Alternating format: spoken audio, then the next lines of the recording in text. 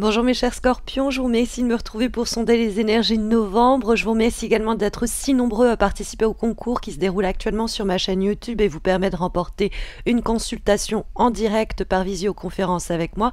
Il est d'ailleurs encore temps de participer, alors n'hésitez pas à vous abonner à ma chaîne YouTube si vous ne l'avez pas encore fait pour être tiré au sort et remporter votre séance privée, donc en direct avec moi. Vous trouverez sur ma page d'accueil YouTube une vidéo qui vous explique les modalités du concours qui se termine donc le 31. Et puis, retrouvez-moi sur Facebook et Instagram où je vous offre comme chaque mois un tirage en croix personnalisé. À ce propos, une information importante. J'ai récemment lancé une guidance quotidienne, donc sur Facebook et Instagram. C'est un rendez-vous matinal qui me permet d'être un peu plus près de vous chaque jour. Donc, une raison de plus pour m'y retrouver, donc sur Insta ou FB en fonction de vos goûts. Et puis, je tenais aussi à vous remercier tout simplement d'être là à travers tous vos petits messages, vos gentillesses, toutes vos petites attentions. Ça me touche beaucoup et ça me pousse à continuer ce que je fais ici depuis bientôt 6 ans. Du coup, n'hésitez vraiment pas à me laisser un commentaire ou si vous êtes plus timide à simplement liker la vidéo. Ça fait du bien de vous lire chaque mois et de voir que ce que je fais a un écho. Voilà, c'était le moment émotion. Bref, recentrons-nous autour de ce mois de novembre avec une déco dédiée à cette période automnale de la Toussaint, avec des cartes également qui sont dédiées à cette période si particulière de Halloween, Samhain. J'espère que l'attention et la déco vous plaira. Mais donc, recentrons-nous autour de la première énergie de ce mois d'octobre, de ce mois de novembre déjà, c'est vrai, avec la carte de la roue de fortune, l'âme majeure du tarot de Marseille, qui va nous permettre d'identifier les éléments positifs qui sont en place pour le mois de novembre. Alors, la carte de la roue de fortune, ça peut être une situation qui tournait un peu en rond depuis déjà quelques temps, quelques semaines, quelques mois, et qui d'ailleurs peut encore vous causer quelques soucis au cours des prochaines semaines, et qui pourrait enfin se débloquer. Parce que la roue de fortune, elle a le côté un peu ascendant et descendant. Ça peut nous dire que si elle est là pour tourner dans le sens ascendant au cours du mois de novembre, il y a eu peut-être quelques déboires avant cela. Un sentiment d'enlisement, d'inertie, de marasme, quelquefois peut-être le sentiment que le sort s'acharnait, que on manquait de chance sur cette histoire, sur cette situation, et là on va avoir peut-être un coup de pouce du destin, puisque la roue de fortune, ça peut être la bonne fortune qui intervient au cours du mois de novembre pour faciliter les choses ou plus simplement débloquer une situation.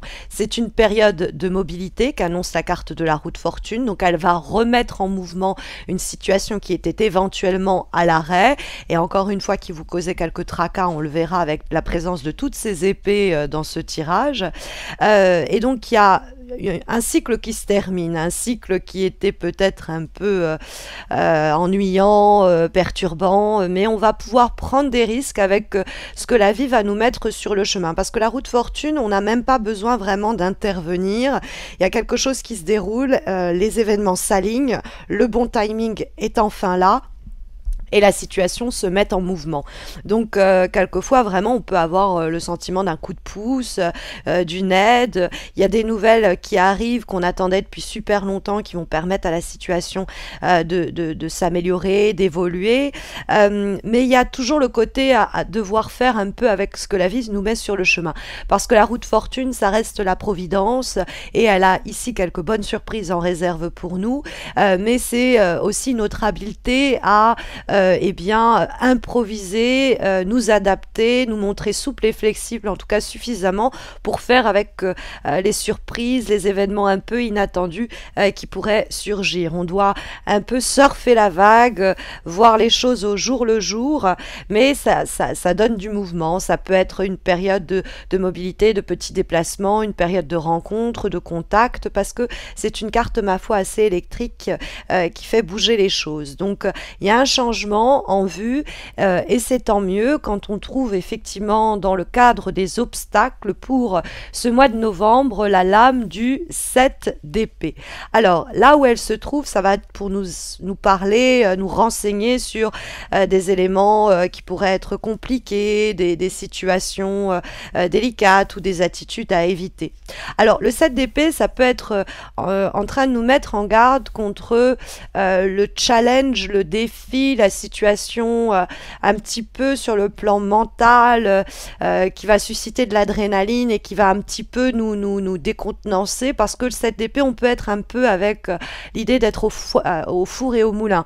Hein, on est en train de courir d'une situation à une autre, et on est dans une période, voilà, où il y a beaucoup de mouvements en cours, et dans le cadre de cette période-là, on pourrait ne pas suffisamment réfléchir sur ce qu'il nous reste à faire pour aller mieux.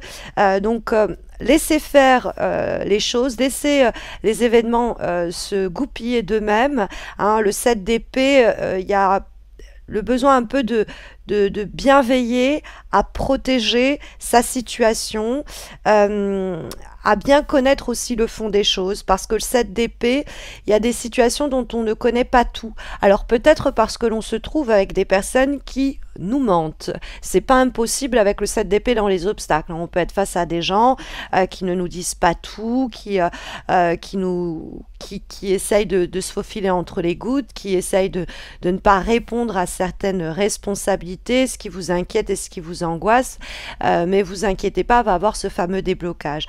Parce que simultanément, le 7 d'épée, ça peut être vous-même qui ne devez pas adopter au cours du mois de novembre une attitude où vous faites les choses en cachette, parce que le 7 d'épée, il vaut mieux ne rien avoir à cacher, sinon on risque d'être pris la main dans le sac, hein, quand la carte se trouve dans les obstacles. Donc si on est témoin de choses qui ne nous plaisent pas, il faut le signaler. S'il y a une situation qui nous semble un petit peu obscure et à propos de laquelle on voudrait avoir un peu plus d'informations, eh bien il faut demander ces informations, hein, faites savoir, faites entendre que vous avez besoin d'éclaircissement si vous avez l'impression qu'on vous fait tourner un peu en bourrique. Si vous avez l'impression aussi qu'on vous épie, qu'on vous observe, qu'on vous garde à l'œil, qu'on vous tient à l'œil, vous êtes certainement dans le vrai. Donc de la même façon, veillez à n'avoir rien à vous reprocher. Et puis par contre, si on vous observe à mauvais escient, c'est-à-dire qu'il n'y a aucune raison pour cela, signalez-vous, dites-le que vous n'appréciez pas avoir comme ça quelqu'un au-dessus de votre épaule en train de regarder ce que vous faites. Le 7 d'épée, il y a vraiment la nécessité d'être le plus clair dans ce que l'on fait avec notre environnement. Sur un plan plus personnel, on peut aussi se poser la question, est-ce qu'il y a quelque chose dont on essaye qu'on essaye d'éviter, dont on se cache? Ça peut être quelqu'un, ça peut être quelque chose, ça peut être un lieu. Et donc ce serait peut-être ici le conseil d'essayer de faire face, d'affronter, de se confronter à ce que l'on essaye de fuir et qui ne se résoudra pas de cette façon-là. Hein. C'est pas la fuite en avant qui va nous permettre de régler le problème. Puisque nous allons trouver en termes de vibration encore une lame de la famille des épées et en l'occurrence la carte du 9 d'épée. Donc on sent que c'est une situation qui vous préoccupe, on sent qu'il y a quelque chose qui vient un peu vous hanter la nuit venue, vous y réfléchissez, vous vous dites est-ce que je vais arriver à avoir une issue positive à cette situation, ou vous êtes dans le questionnement de savoir si les choses vont bel et bien aboutir, ou bien aboutir tout simplement. On s'inquiète. Avec la carte du 9 d'épée, il y a une intensité sur le plan psychologique, des fois c'est presque obsédant. Hein. C'est une situation qui tourne en boucle dans notre tête. Et à propos de quoi on n'a pas encore vraiment toutes les réponses, parce que c'est ça le 9 d'épée, c'est que on se préoccupe, on a quelquefois bel et bien des raisons de le faire, il y a une méfiance à l'égard de ce qui pourrait advenir, et le 9 d'épée, c'est parce que on s'inquiète parce que on n'a pas la visibilité, et il nous reste à encore un peu réfléchir, être un peu dans le mental avant que cette roue de fortune dans les aspects positifs ne finisse par intervenir et débloque les choses. On s'inquiète, mais bon, c'est vrai que ça ne sert pas à grand chose. Alors il y a quelquefois une série d'événements stressants, hein, qui viennent nous perturber, qui nous impactent, qui viennent nous parasiter, et donc il y a cet élément à prendre en compte, que même si on cogite beaucoup, ça n'amènera pas forcément une solution à notre problématique. Il y a des événements qui vont surgir d'eux-mêmes et permettre de passer à une autre étape, parce que on sent que c'est en plus une situation que vous essayez d'amener à sa fin, parce qu'on a la roue de fortune qui nous marque la fin d'un cycle et le début d'un nouveau, et dans votre tirage nous avons vu le 7, nous voyons le 9, et nous allons trouver en termes de direction pour ce mois de novembre, eh bien la carte du 8 de bâton. Le 8 de bâton, donc avec le 7 et le 9 et puis le 10 de la roue de fortune, ça nous fait quand même une série de chiffres qui annoncent l'acheminement vers l'achèvement, l'aboutissement d'une situation. Et d'ailleurs, on se décarcasse beaucoup à cet égard. Et le 8 de bâton va nous prouver que vous avez mené des actions, que vous avez pris les choses en main, que vous vous êtes décarcassé pour obtenir des résultats. Mais il y a un moment où vous n'avez plus rien à faire d'autre que d'attendre. Le 8 de bâton, c'est l'idée d'éléments qui sont en train d'être fécondés, c'est-à-dire de situations qui sont sur le point de donner lieu à quelque chose de fructueux. C'est-à-dire que, par exemple, vous êtes dans une nouvelle rencontre, une nouvelle situation qui vous inquiète, vous vous observez, vous vous épiez par les réseaux sociaux, mais si vous vous sentez prêt ou prête à vous engager, il ne va pas falloir pour autant brusquer là où le partenaire va falloir patienter que l'autre soit raccord avec nous et que de lui-même ou d'elle-même, cette personne vienne à nous et nous dise « Ok, moi aussi ». Et ça viendra, alors peut-être plutôt en décembre. Sur le plan professionnel, vous êtes décarcassé pour obtenir quelque chose et vous attendez des décisions prises par d'autres personnes. Le point positif, c'est que la carte du 8 de bâton nous annonce des réponses positives.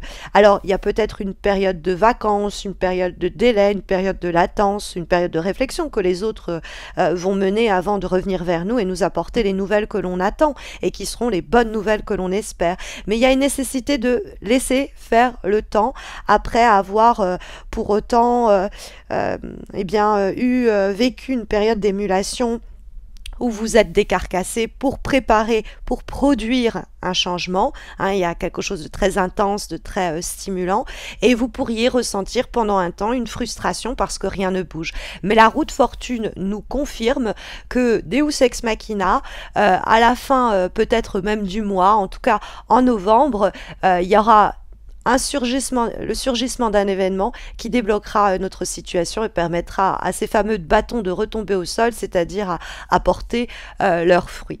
Voilà ce qu'il en est pour ces premières énergies. Nous allons à présent nous tourner vers la carte d'un oracle que j'ai le plaisir de vous présenter. C'est celui de Gulliver l'aventurière, dont j'adore le travail. Elle a fait également un tarot et puis l'oracle des runes que je vous présente ici et qui nous permet de voir un avant-dernier conseil. Et donc ici, on a Agal. Agal va présager également quelques difficultés, mes chers scorpions.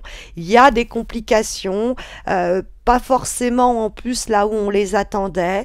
Il y a des retards, il y a des délais qui peuvent un peu nous taper sur les nerfs. Il y a donc dans tout cela un sentiment d'épreuve à surmonter et on s'en serait bien volontiers passé, comme nous le signale Agal, mais ça accompagne, si vous voulez, la fin d'un cycle. Et ça, c'est ce que nous disait aussi la carte du 9 d'épée, qui nous parle de la fin d'une situation qui nous préoccupe, et la roue de fortune qui annonce un nouveau cycle d'ailleurs.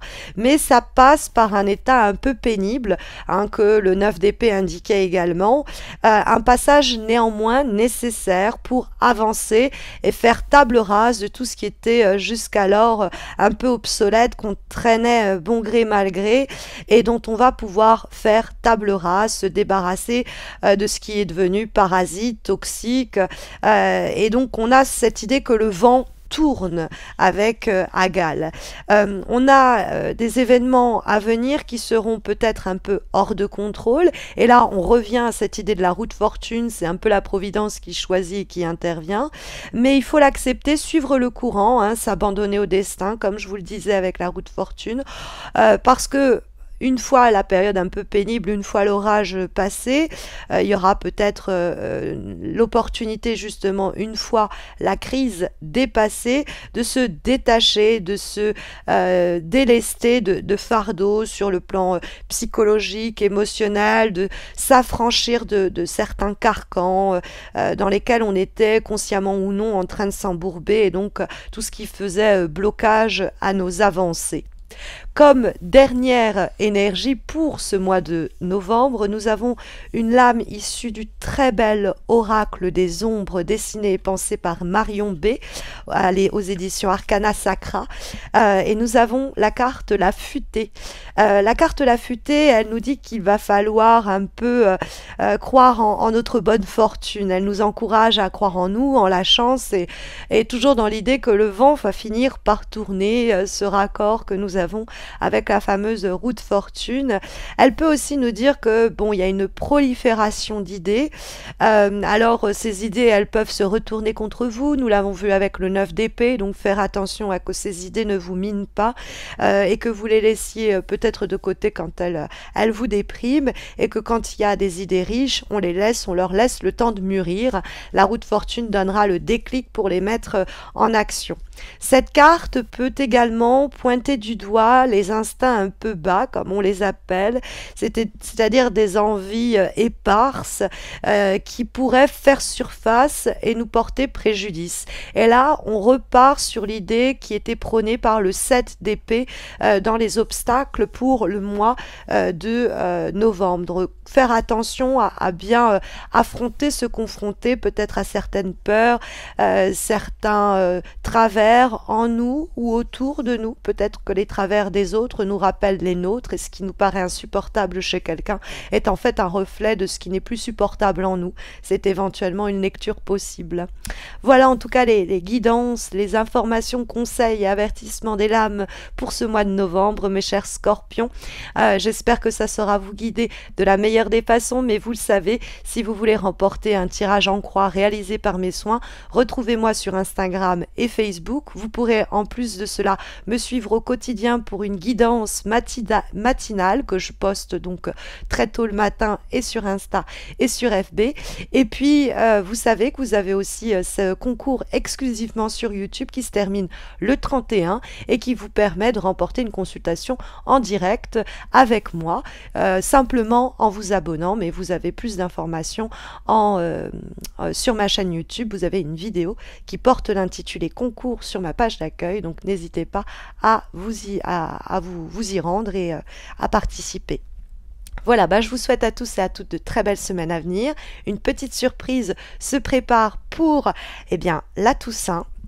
Je ne vous en dis pas plus, mais je vous retrouve très certainement le 31. À bientôt.